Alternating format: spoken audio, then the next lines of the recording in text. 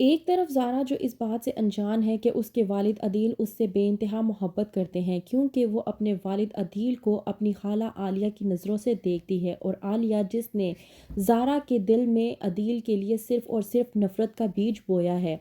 جب معلوم ہوتا ہے عدیل کو کہ ہادی کوئی اور نہیں بلکہ سلمیٰ کا بیٹا ہے، تو ہادی سے بات کرتا ہے عدیل اور کہتا ہے کہ میں تمہیں صرف اتنا کہنا چاہتا ہوں کہ ایک بار میری ملاقات زارا سے کروا دو۔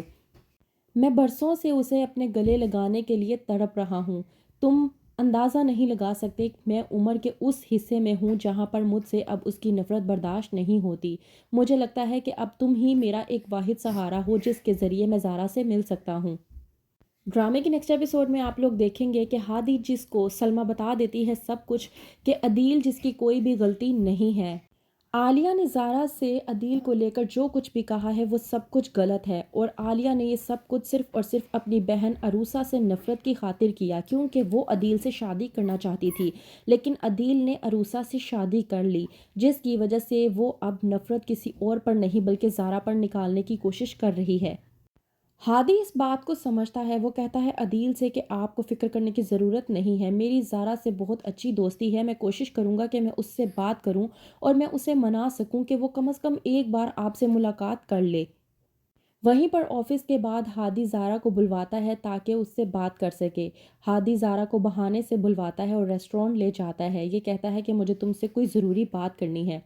جب ہادی کہتا ہے زارا سے اس کے والد عدیل کو لے کر کہ تمہارے والد بہت زیادہ بے چین ہے، تمہیں ان سے کم ایک بار ملاقات کر لینی چاہیے، تو وہیں پر زارا بھڑکتی ہے اور کہتی ہے عدیل سے کہ مجھے حیرت ہے کہ میرا دوست میرے سامنے بیٹھ کر اس انسان کی حمایت میرے سامنے کرنے کی کوشش کر رہا ہے جس نے مجھے دنیا میں سب سے زیادہ اذیت دی ہے۔ ہادی اس بات پر زارا کو جواب دیتے ہوئے کہتا ہے کہ تمہیں غلط لگ رہا ہے، اگر تم اذیت میں ہو تو تمہارے والد بھی بہت اذیت میں ہیں۔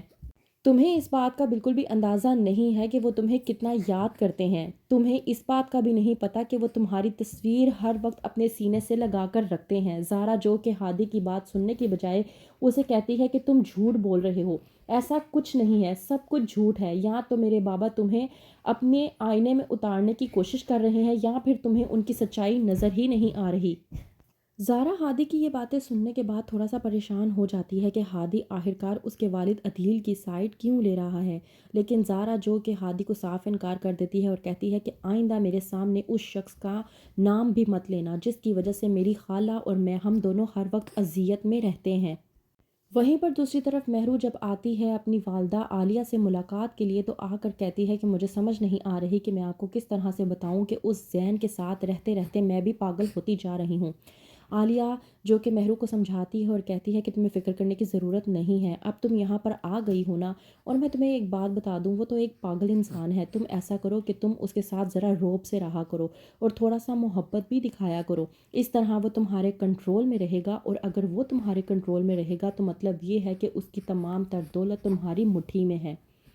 مہرو عالیہ کی باتیں سنتے ہوئے کہتی ہے کہ اس بات کو لے کر تو آپ کو فکر کرنے کی ضرورت ہی نہیں ہے، زین کی جتنی بھی دولت ہے اسے تو میں اپنی مٹھی میں کر کے ہی رہوں گی۔ وہیں پر دوسری طرف فرح جو کہ زین پہ بھڑکتی ہے اور کہتی ہے کہ میں نے تمہیں کہا تھا نا کہ تم نے اپنی کبرڈ میں جتنی بھی چیزیں سجا کے رکھی ہیں انہیں شادی سے پہلے پھینک دینا، تم نے ایسا نہیں کیا، دیکھ لو تمہاری وجہ سے مجھے اس لڑکی کو کس قدر شاپنگ کروانی پڑی ہے، اور یہ تمہاری ہی سزا ہے۔ تو کیا ہوگا آگے، کس طرح سے مہرو پھنسائے گی زین کو اپنی باتوں میں، جاننے کے لیے دیکھتے رہیے ڈرامہ سیریل مفاد پرست۔